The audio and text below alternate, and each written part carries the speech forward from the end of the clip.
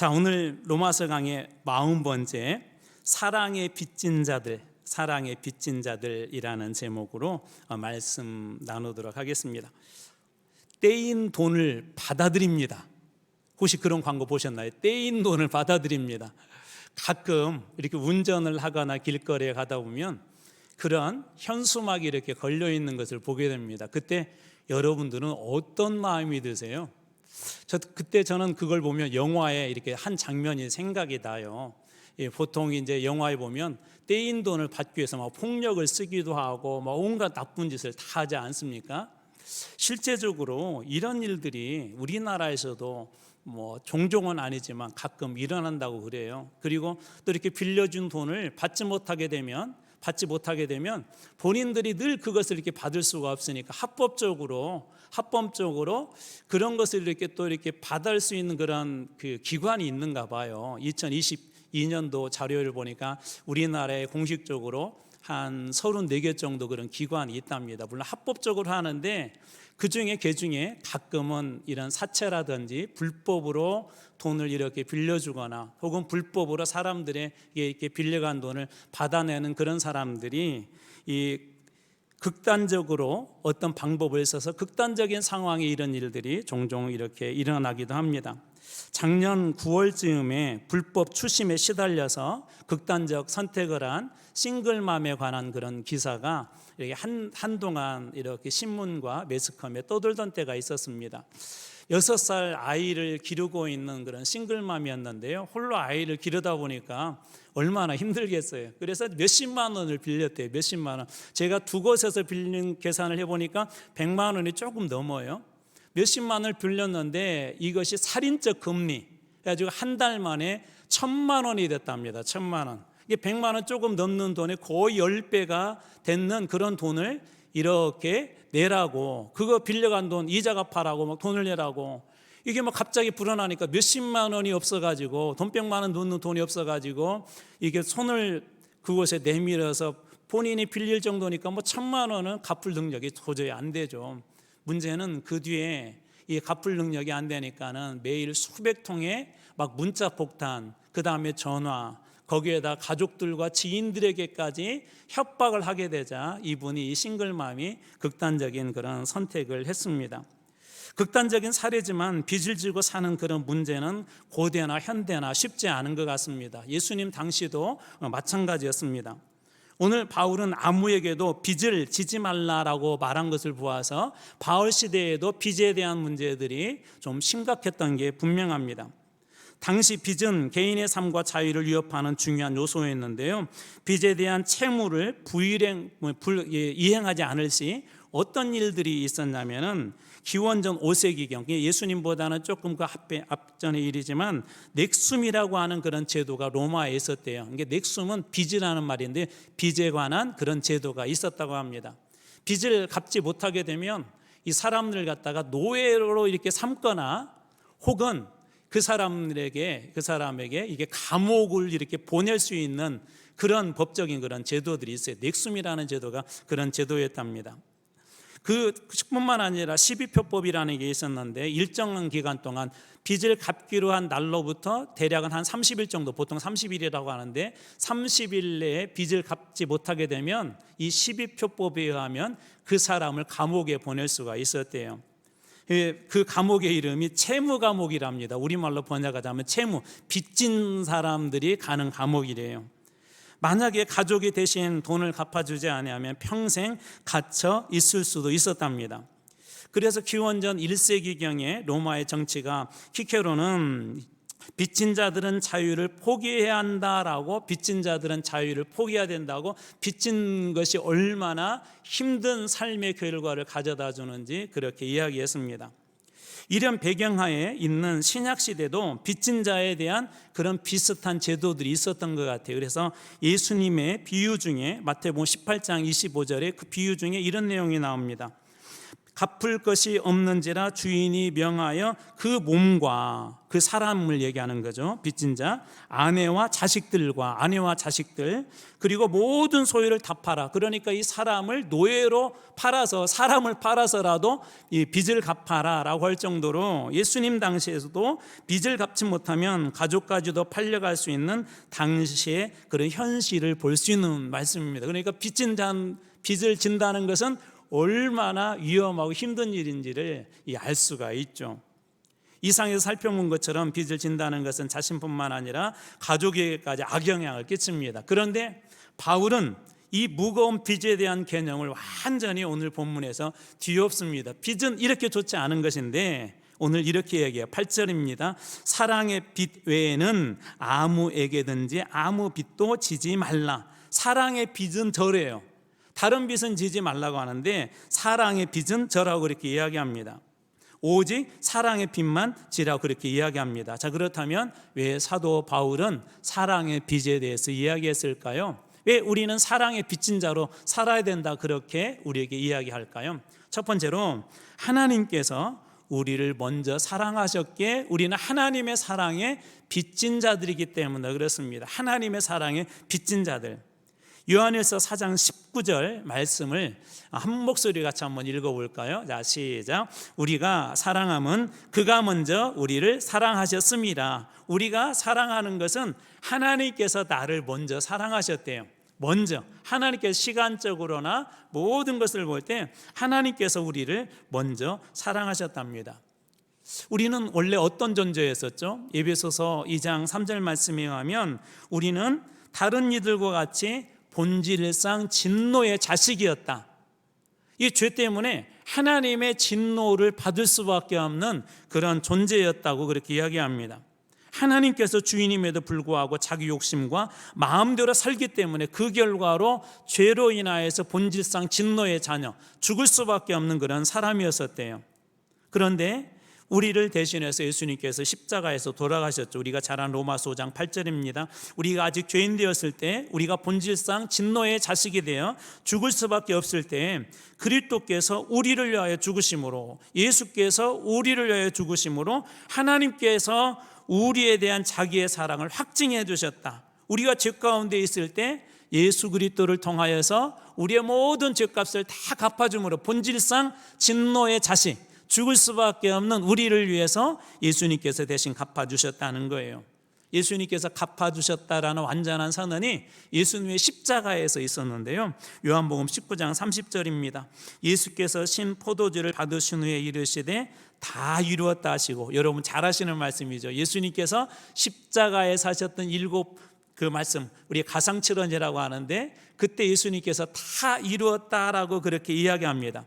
다 이루었다. 테텔레 스타이라는 그런 뜻이기도 한데 이것은 뭐냐면 빚을 완전히 갚았다라는 그런 뜻으로도 쓰인대요. 이게 다 이루었다는 말은 예수님께서 그대로 이걸 의역을 하자면 내가 너희들이 진 빚을 이곳에서 다 갚았다는 그 의미가 거기에 있는 것이죠. 원래 우리는 스스로 빚을 갚을 수 있는 그런 존재가 아닙니다. 우리는 갚을 수 있는 그런 존재가 아니에요. 하지만 예수님께서 우리를 대신해서 그 값을 다 치루어 주셨죠.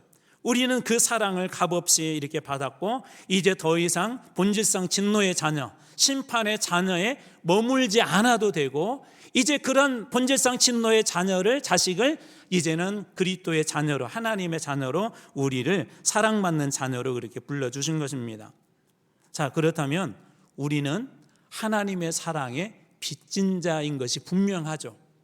내가 죽을 수밖에 없는데 누군가가 나에게 생명을 주고 그 사람이 죽었다면 우리는 그 사람에게 빚진 자입니다. 마찬가지로 우리는 그 하나님의 사랑에 모두가 다 빚진 자들이라는 것입니다.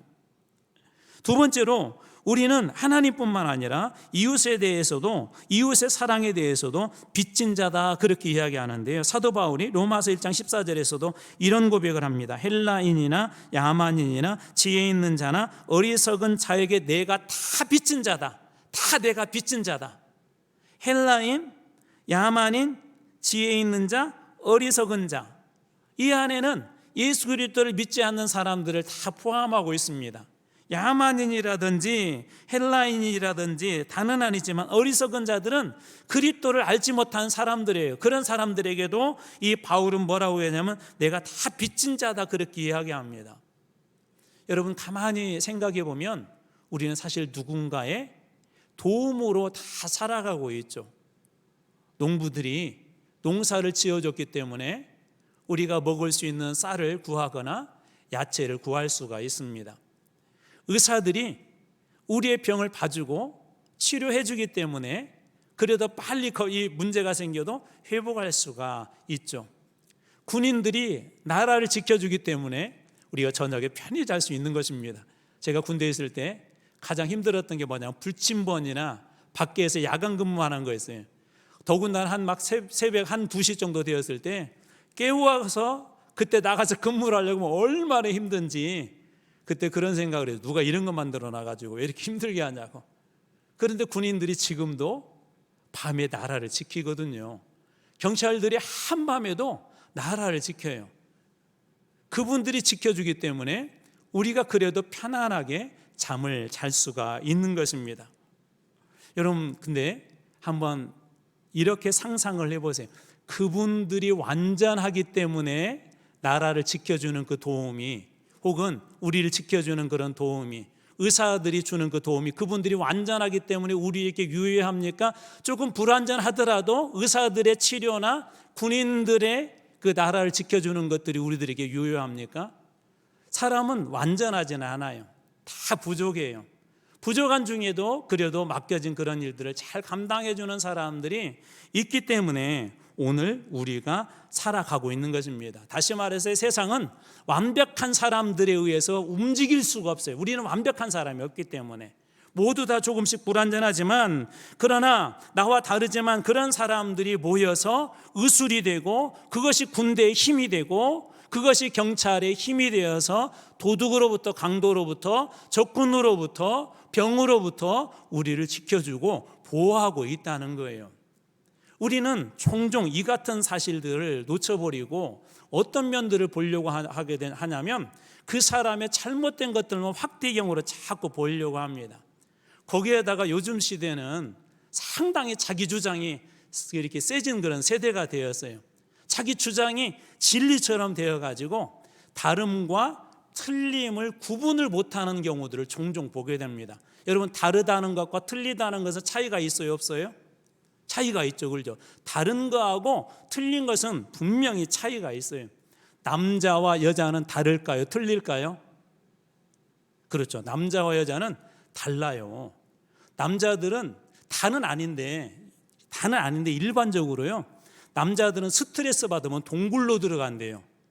동굴로. 혼자 그냥 고독을 즐기는 거예요. 그러다가 그 안에서 에너지가 꽉 차면 그때서야 동굴에서 나온대요. 여성분들은 스트레스 받으면 어떡하세요?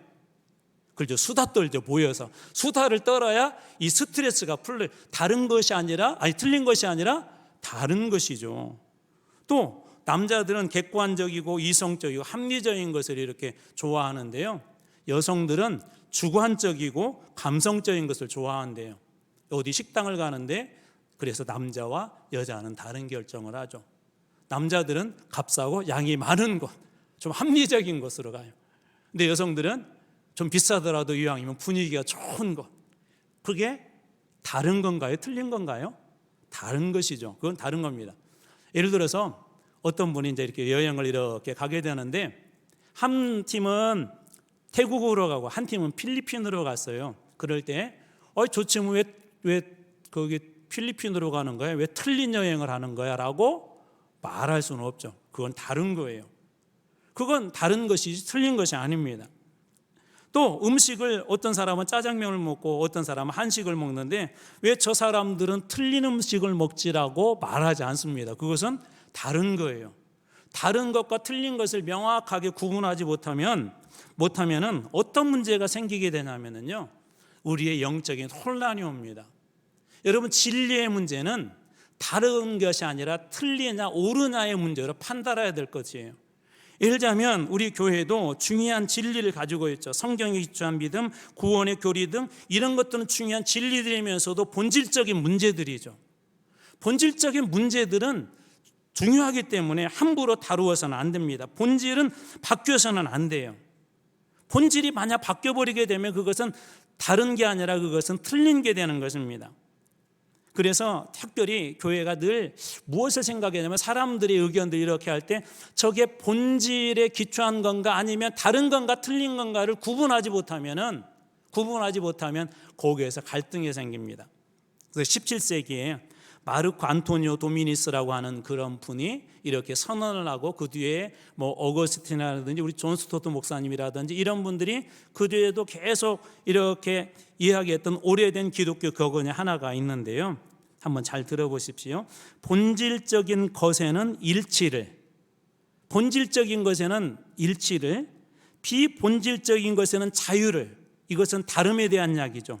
본질적인 것은 틀느냐 옳으냐의 문제, 비본질적인 것들은 자유를 주장해 다양성들을 인정하지 않은 거예요. 그리고 그 모든 것에는 사랑을 오바마 대통령 때 그런 일이 있었다고. 우리 이라크 파병의 문제인지 그때 파병을 하냐 못하냐 그런 문제를 놓고 있을 때 우리나라도 뭐 요즘 탄핵 문제를 놓고 해야 된다 하지 말아야 된다 그러잖아요. 그럴 때 대통령이 명연설을 하나 했답니다. 그때 당시 파병을 하는 게 옳고 그런 문제인가요? 좀 다른 문제인가요? 조금 저희들의 문제에서는 헷갈릴 수 있지만 이 대통령이 연설을 할 때 이렇게 연설을 했대요. 반대하는 사람에게도 찬성하는 사람에게도 이라크 파병을 찬성하는 애국자, 이라크 파병을 반대하는 애국자, 둘 다 애국자로 이렇게 세워졌대요. 사실 쉽지가 않죠. 자기 주장하고 다르면은 그런 문제에 대해서 이게 틀리다 하고 이야기하고 싶은 게 우리의 보통 본질적인 습성 아닙니까? 우리 몸도 다양한 그런 구조가 있다고 우리가 잘 아는 것처럼 고린도전서 12장 21절에도 눈이 손더러 내가 너를 쓸데가 없다 하거나 또한 머리가 발더러 내가 너를 쓸데가 없다 하지 못하리라. 몸은 눈도 필요하고 발도 필요하죠. 서로가 필요 없는 존재가 아니라 다르지만 기능이 다르지만 서로에게 필요한 존재들이죠. 때로는 도움이 되기도 하고 도움을 받기도 하고 서로에게 필요한 존재예요. 다른 거예요. 틀린 게 아니에요. 누가 더 낫냐 못하냐 그런 문제가 아니라는 것입니다. 사람들과의 관계도 마찬가지라는 거, 이웃들과의 관계도 그런 관점으로 봐야 한다는 것입니다. 오늘 말씀은 그래서 우리가 누구에게도 이웃에 대해서도 사랑의 빚진 자라고 하는 것은 서로에게 필요한 존재라는 그런 의미가 그 속에 들어있을 뿐만 아니라 그가 있어야 내가 존재할 수 있고 그가 있어야만이 나의 부족한 부분을 채울 수 있다는 그런 의미들이 있습니다. 서로에게 빚진 자들이라는 거죠. 병에 대해서는 의사 선생님에게 빚진 자들이고 먹거리 농부들에게 빚진 자들이고 또 우리가 안전과 이런 평안을 보장받는 데는 군인들이나 경찰들에게 빚진 자들이죠. 우리 교회에서 매주 식사를 하는데 식사를 하시는 분들에게 빚진 자들이죠. 또 청소하는 분들에게 빚진 자들이죠. 또 오늘 일찍 와가지고 예배를 준비하고 하는 분들이 계시기 때문에 그래도 우리가 예배를 이렇게 드릴 수도 있고 또 일찍 냉난방이라든 이런 부분들이 먼저 잘 작동이 되도록 하신 분들이 있기 때문에 이렇게 또 예배를 그래도 따뜻하게 드릴 수 있는 것입니다. 빚진 자들이죠. 그런 의미에서 보면 우리는 우리의 성도들뿐만 아니라 이웃들에게도 빚진 자들이라는 것입니다. 믿지 않는 분들에게도. 그런데 여기 한 가지 고민이 있어요. 나를 힘들게 하는 사람에게도 그러면 나 그 사람에게도 내가 빚을 갚아야 할까? 나를 힘들게 하는 사람에게도 빚을 갚아야 될까? 여러분들에게 누군가가 이렇게 잘해주면 다음에 그 사람에게 우리는 그런 게 있어요. 뭔가 잘해줘야 된다는 그런 의무감이 있어요. 그런데 오늘 말씀처럼 뭐 특별히 나에게 직접 잘해주는 것이 없어요. 자, 예를 들어서 주일날 이렇게 식사 준비를 그분이 하셨어요. 근데 그분하고 나하고 이렇게 관계가 안 좋아요. 자, 그럴 경우에 직접적으로 막 나에게 뭘 이렇게 1대1로 하는 그런 관계는 아니지만 우리 성경적으로 보면 빚진 자죠. 자, 그럴 경우에 그 빚도 갚아야 될 것인가라는 그런 문제입니다. 주님은 우리들에게 뭐라고 말씀을 하시냐면 심지어 더 이것보다도 제가 방금 이야기한 것보다 더 강력하게 이야기하는데요. 마태복음 5장 44절입니다. 나는 너희에게 이르노니 너희 원수를 사랑하며 너희를 박해하는 자를 위하여서 기도해라. 너희 원수를 사랑하고 박해하는 자를 위해서는 기도해라. 그들에게도 예수님 뭐라고 말씀하시냐면 빚진 자의 심정을 가져라는 거예요. 빚진 자의 심정을 가지게 되면 우리가 함부로 대할 수가 없죠. 저 사람이 그때 그래도 이렇게 해줬기 때문에 우리가 여기까지 올 수 있었던 거예요. 여러분 말씀드렸지만 교회가 지금까지 40조년이라는 시간이 여러분 적은 시간이 아니에요. 교회가 여기까지 오는 데는 분명히 많은 분들의 눈물의 기도가 있었을 거예요. 우리 은퇴하시는 우리 장로님이나 우리 원로 장로님이나 우리 현재 계신 장로님들이나 우리 또 은퇴하시는 권사님들이나 우리 현재 계신 권사님들 중에 이 교회 오랜 기간 다니면서 그분들의 기도와 헌신이 있었기 때문에 오래전에 교회가 어려우니까 여전도회가 막 이렇게 사업을 하려고 저 멀리 가서 막 생선을 사다가 그것을 막 씻고 또 뭐 이렇게 어떻게 준비하고 그렇게 해서 막 그 비린내 얼마나 많이 났겠어요. 그것을 또 막 팔러 다니고 그렇게 해서 교회에 어떤 필요한 부분의 재정을 채웠다는 그런 이야기도 들었습니다. 그런 의미에서 보면 오늘 우리가 이 예배당에서 예배드리는 우리 모두는 우리 이 교회 안에 앞에 가신 분들의 이 믿음의 선조들에게 우리는 빚진 자들이죠. 주님께서는 뭐라고 말씀하시냐면 그런 것뿐만 아니라 심지어 지나가 버린 사람뿐만 아니라 우리의 원수들까지도 빚진 자의 심정으로 그렇게 다가가라 그렇게 이야기합니다. 한 번은 여러분 잘 아시는 것처럼 스데반이 돌에 맞아 죽게 되었는데 사도행전 7장 60절에 말씀이 이렇게 되어 있습니다. 무릎을 꿇고 크게 불러 이르되 주여 이 죄를 그들에게 돌리지 마옵소서 이 말을 하고 자니라. 오늘 이 말씀을 갖다가 오늘 본문의 말씀에 한번 적용해서 이렇게 한번 풀어보겠습니다. 왜 스데반은 그 자리에서 무릎을 꿇었을까요? 무릎을 꿇는다는 것은 하나님의 절대적인 도움이 필요하다는 거예요. 여러분 인간적으로 자기를 눈앞에서 저주하고 돌을 들어서 치려고 하는 사람들을 우리가 사랑하고 그 원수 같은 사람들에게 손을 내민다는 건 쉽지 않아요. 무릎을 꿇는다는 건 뭐냐면 하나님께 그가 간절히 도움을 요청하고 있는 것입니다. 크게 불러 이르되라고 하는 말은 하나님 앞에 더 간절한 마음으로 마치 여리고성의 두 소경이 예수 그리스도의 이름을 크게 불러서 도움을 요청하는 것처럼 이것도 하나님께 도움을 요청하는 것이죠. 그런데 그 다음 말씀이 이렇게 이어집니다. 주여 이 죄를 그들에게 돌리지 마옵소서. 사람으로는 불가능하지만 오늘 본문의 말씀을 어떻게 보면 그가 이렇게 기도했다는 의미도 될 수는 있지만요, 무릎을 꿇고 하나님 앞에 부르짖어 기도할 때 하나님께서 이 스데반에게 그러한 기도를 할 수 있는 힘을 주신 거예요. 하나님께서 불가능한 기도를 하게 하신 것이죠. 여러분 우리 인간적인 여러분의 성품이나 제 성품이나 우리가 가지고 있는 인간의 본질상 진노의 자녀일 수밖에 없는 우리가요, 누군가를 용서하고 사랑한다는 것은 원수 같은 사람 한다는 것은 본질상 힘듭니다. 그래서 하나님의 절대적인 도움이 필요한 거예요. 주님의 말씀을 정말 지키려고 한다면 주님의 도움이 필요한 거예요. 그래서 이 스데반이 무릎을 꿇고 부르짖어 하나님 저를 도와주십시오라고 어쩌면 그가 그렇게 간절히 부르짖었을 때 하나님 저들의 죄도 용서해 주십시오라고 원수를 향하여서 그렇게 기도할 수 있었던 것이죠. 그렇기 때문에 우리가 해야 될 일이 있습니다. 힘들고 어렵지만 하나님 앞에 도움을 요청하는 거예요.